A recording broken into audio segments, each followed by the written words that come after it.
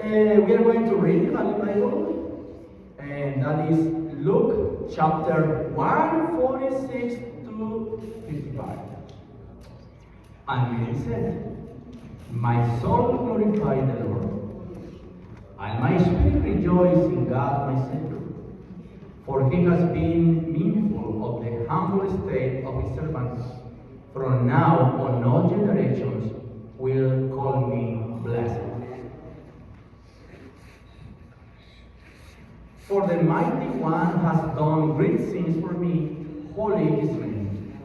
His mercy extends to those who fear him from generation to generation. He has performed mighty deeds with his arm. He has scattered those who are proud in their inmost thoughts. He has brought down rulers from their thrones, but has lifted the humble. He has filled the hungry with good things, but has sent the rich away empty. He has helped his servant Israel, remembering to be merciful to Abraham and his descendants forever, just as he promised our ancestors." This is the word of the Lord. Thanks be to God. Now, Pastor Lee.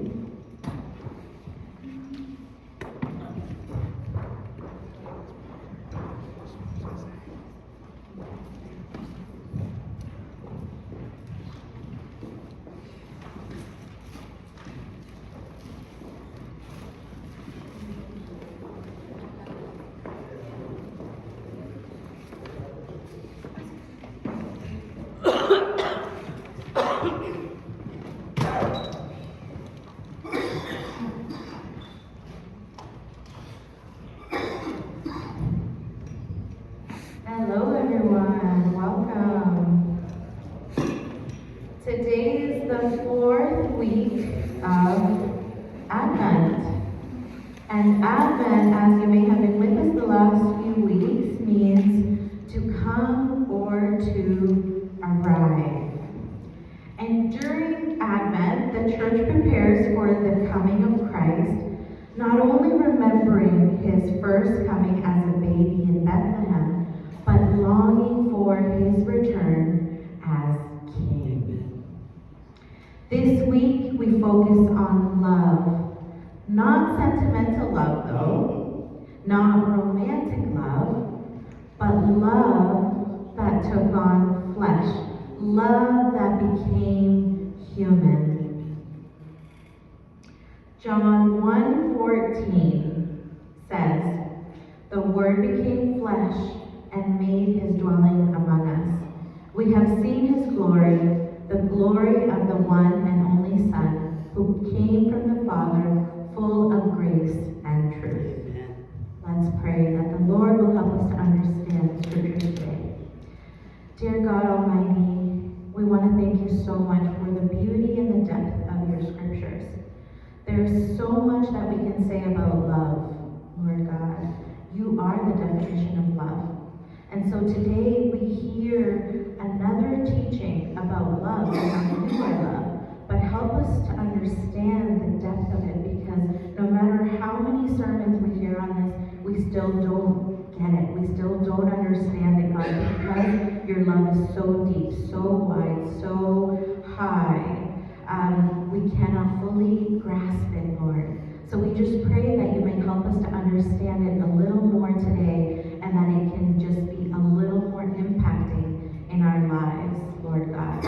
We thank you, and we just pray that your presence will be with us, that you may embrace everyone who is here, Lord God, and whatever they are going through, Lord, I just pray that you will speak a word to them of encouragement, of conviction, of just love, Lord God.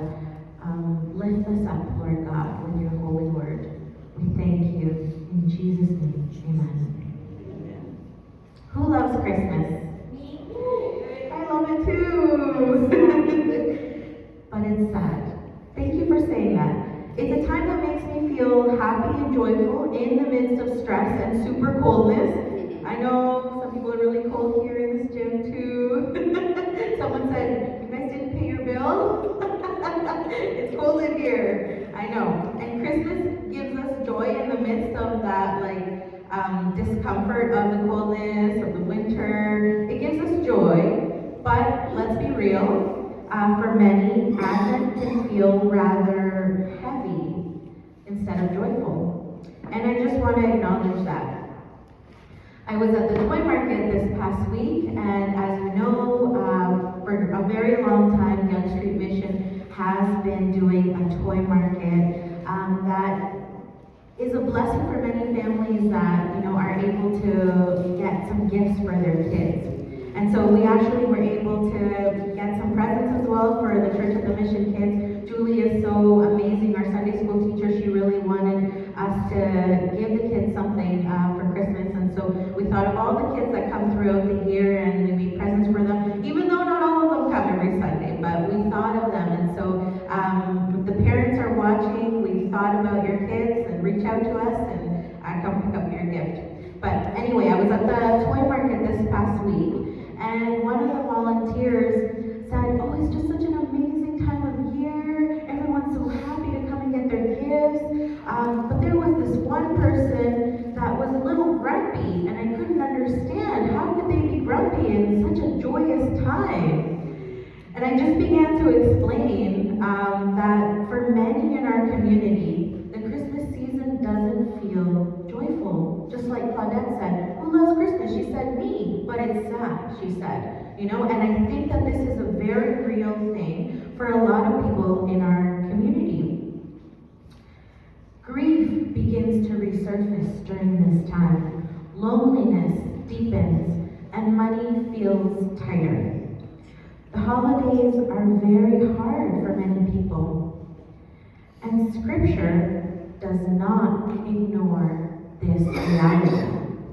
The Bible doesn't push past the pain, but rather it speaks right into it. That's why Mary's song matters so much. I've really, really come to enjoy this passage for the last year. I have just really marinated in it. And I think this is my second time preaching on this passage this year, so I'm sorry, but I'm not sorry, because it's such a good passage and there's so much to it. When the angel Gabriel told Mary that she would conceive a son by the power of the Spirit, she could have cried in the corner alone, wondering what was she going to do, because she was about to become a scandal in her family and in her community. Mary had every reason to be afraid.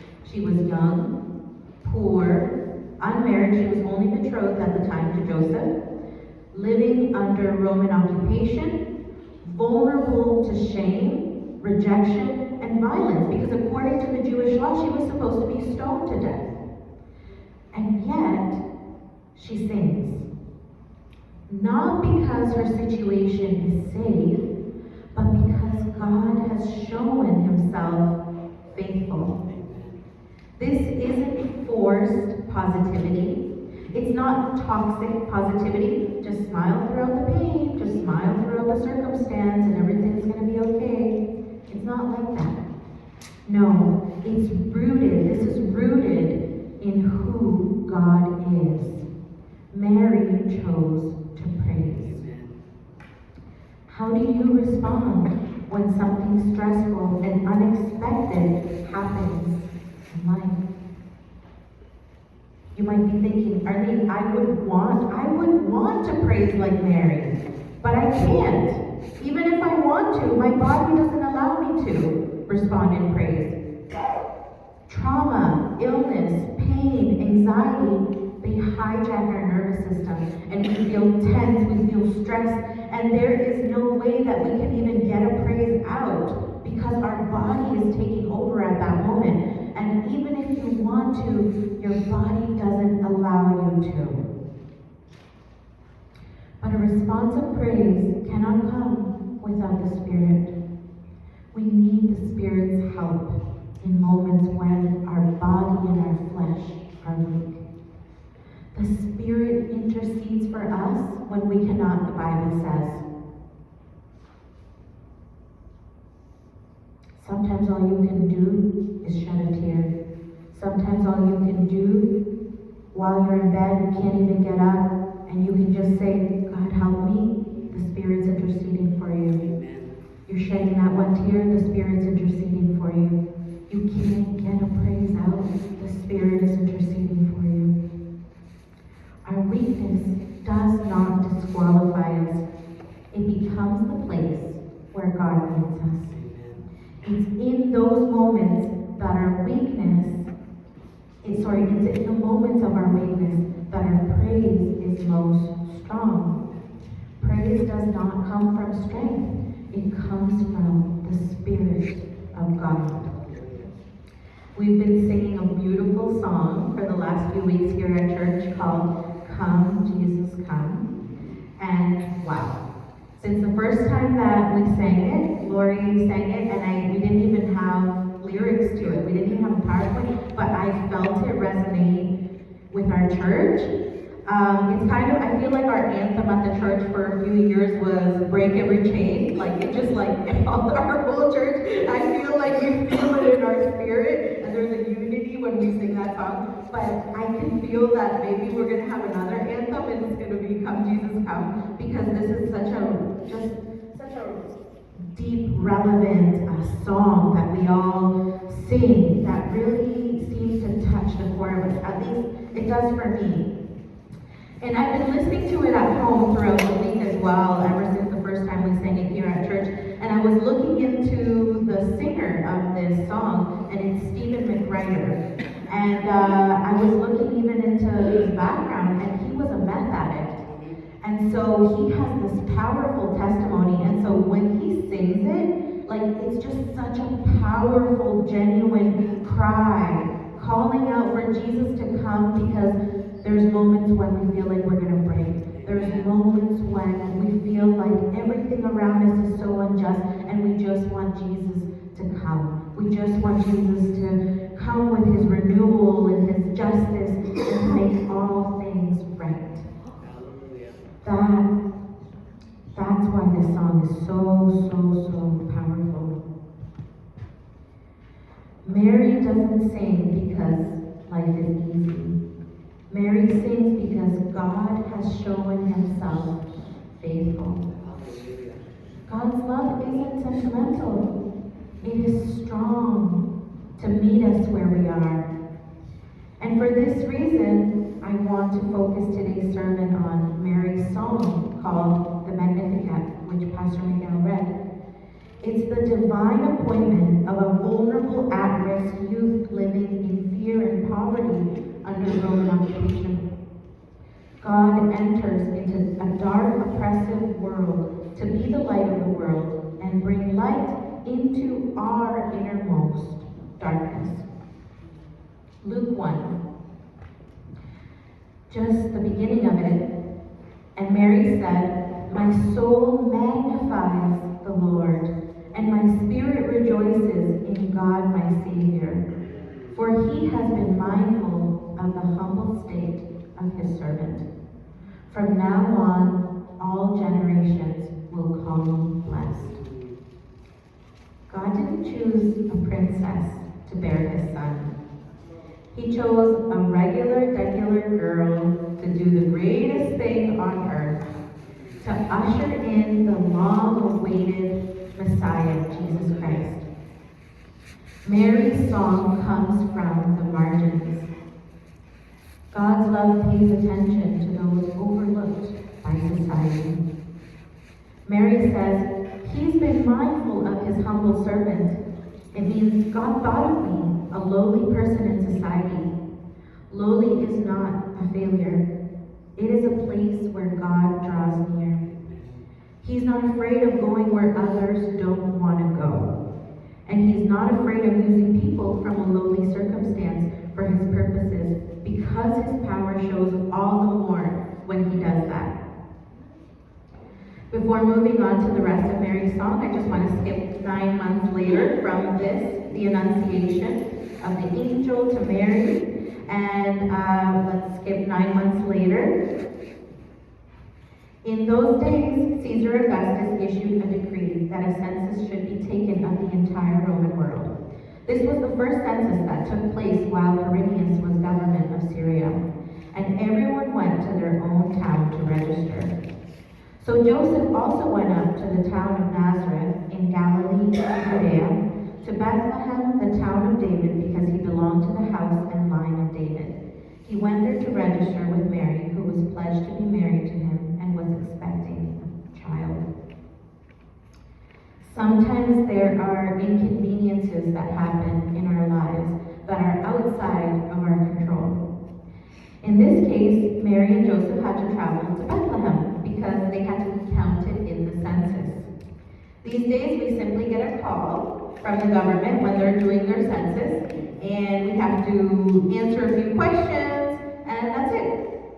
Check, you're counted in the census. But back then, there were no phones, no internet, and so people had to go to their hometown in order to be counted in the census. Mary was 9 months pregnant.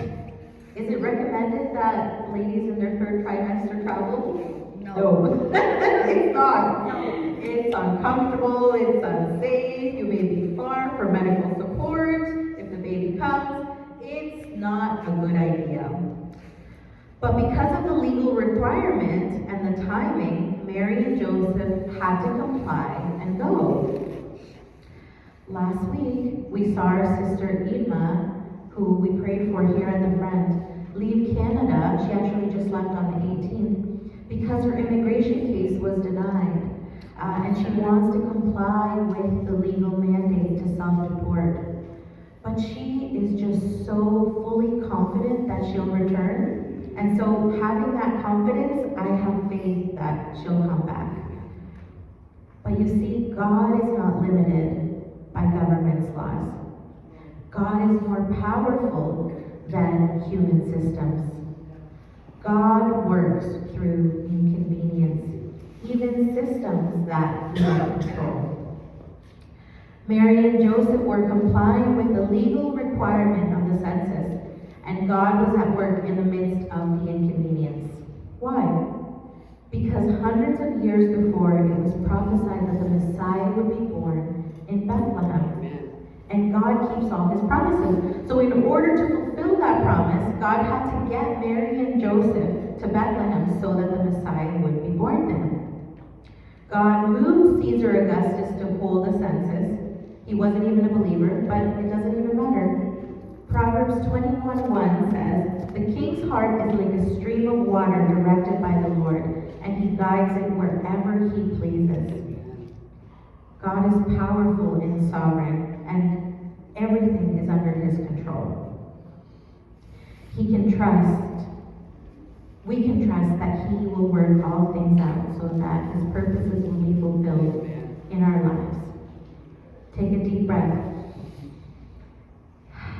and rest in faith that God will work it out. Nothing is impossible for him. Nothing is too challenging for him.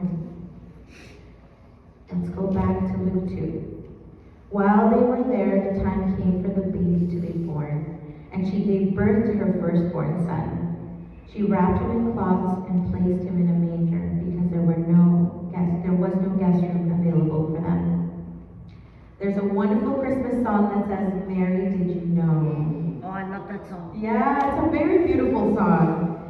And the song wonders if Mary knew the fullness of what she was holding when she gave birth to this itty bitty baby, so vulnerable, put to sleep in the trough of farm animals. Mary might not have known that her son would walk on water or heal a blind person, but she did know that her son would deliver her and the world, because it had been prophesied to her. And it was said again when she was dedicating Jesus at the temple as well, by Simeon. Thank you. And Anna as well.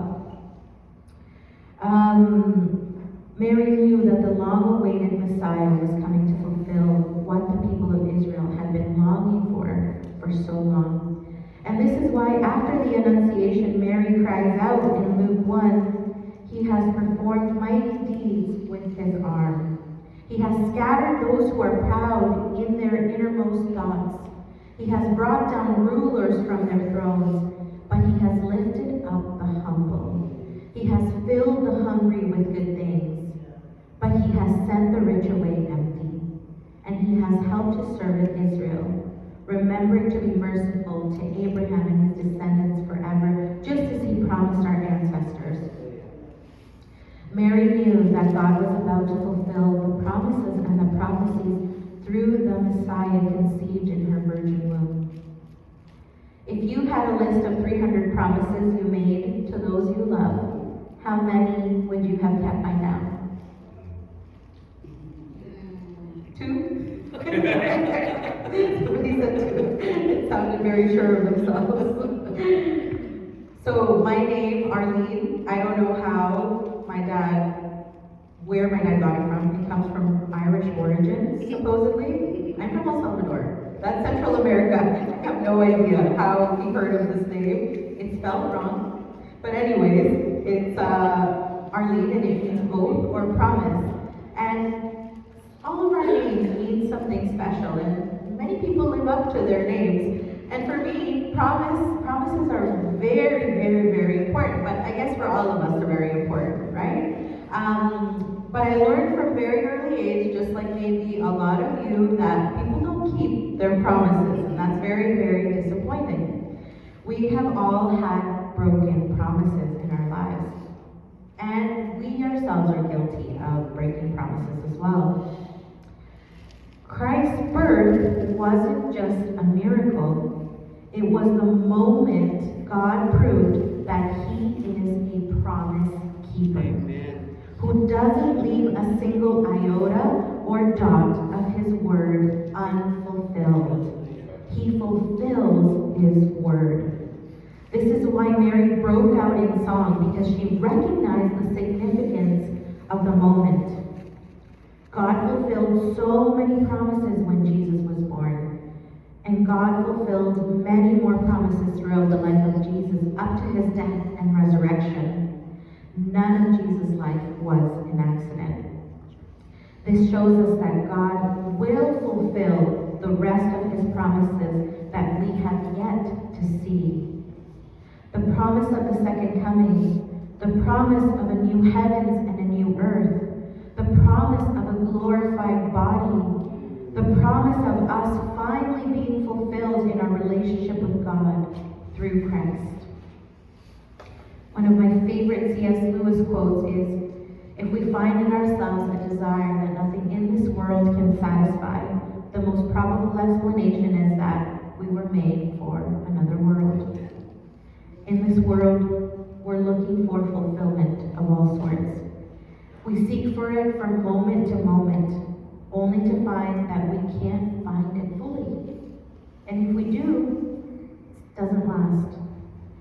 That short and momentary fulfillments, that chase for fulfillment, is our soul crying out for a greater fulfillment. And that greater fulfillment is Christ. A church father, St. Augustine of Hippo, said, "You have made us for yourself, O Lord, and our heart is restless until it finds rest in you." The continuous chase is actually our soul looking for God. The dissatisfaction and the disappointment when a fulfilling moment ends is our soul wanting an eternal satisfaction that can only be found in our eternal God. Christ came to fulfill God's promises. Christ came to fulfill the plan of God for the world. Christ came to fulfill the plan of God in our lives. Christ came to fulfill us completely, wholly, thoroughly, and eternally.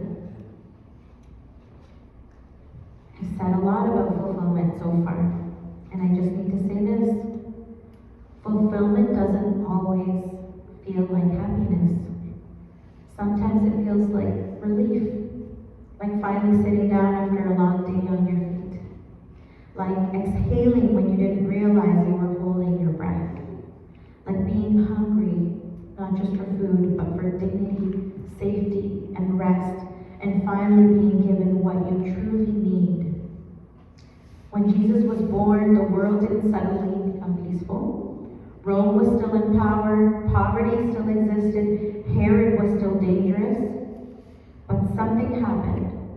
God had come near. Fulfillment doesn't mean everything is fixed today. It's like that hymn says, because Jesus lives, I can face tomorrow.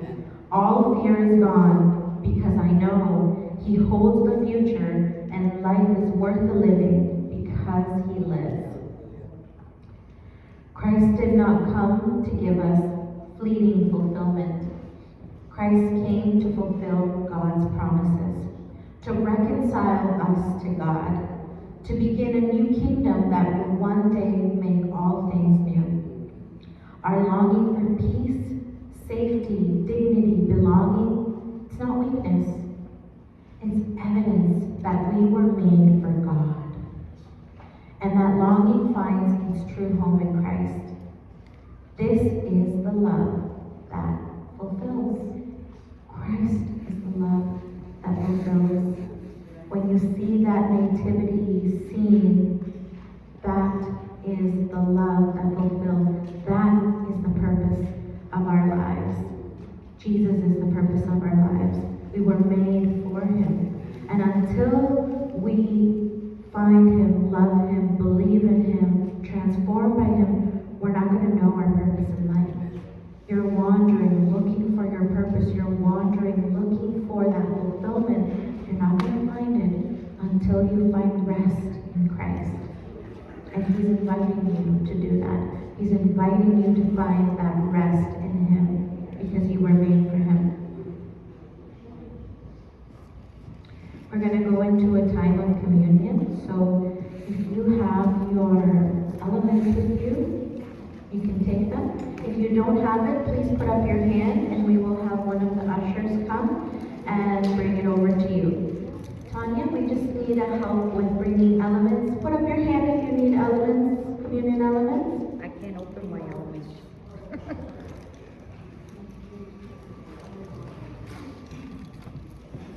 As we enter into a time of communion, let's just have a quiet time with God. Thinking about the areas where we try to find fulfillment, only to come out disappointed that it didn't last, only to come out feeling like we're even farther away from God and others than when we started. Let's just take a moment to confess to God and to ask Him to receive that fulfillment that is found only in Christ. Let's take a quiet moment.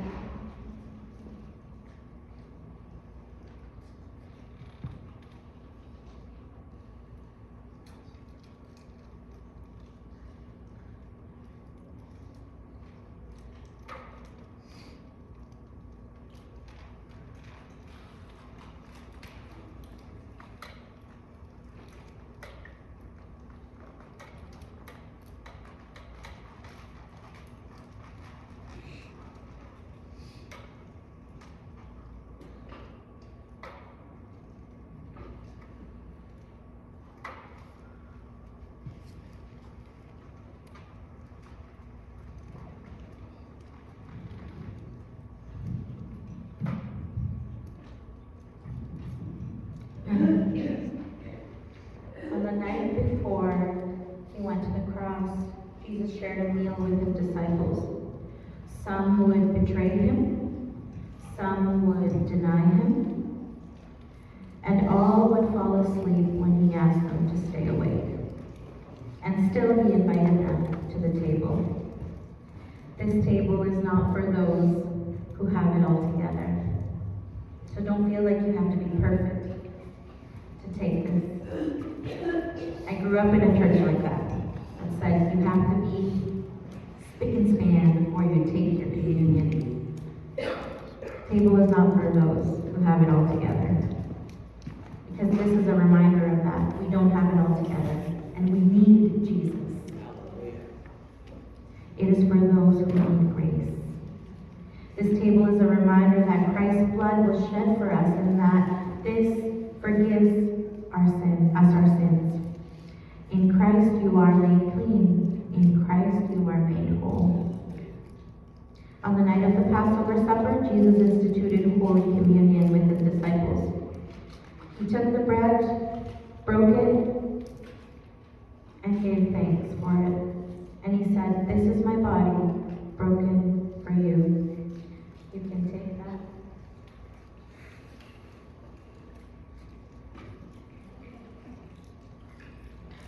In the same way, he took the cup, saying, "This is my blood shed for you, and this is the blood of the new covenant, which is shed for the forgiveness of sins." And drink.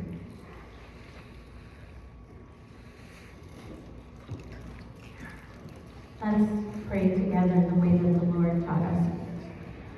Our Father, who is in heaven, hallowed be thy name. Thy kingdom come, thy will be done, on earth as it is in heaven. Give us this day our daily bread, and forgive us our trespasses, as we forgive those who trespass against us. And lead us not into temptation, but deliver us from the evil one.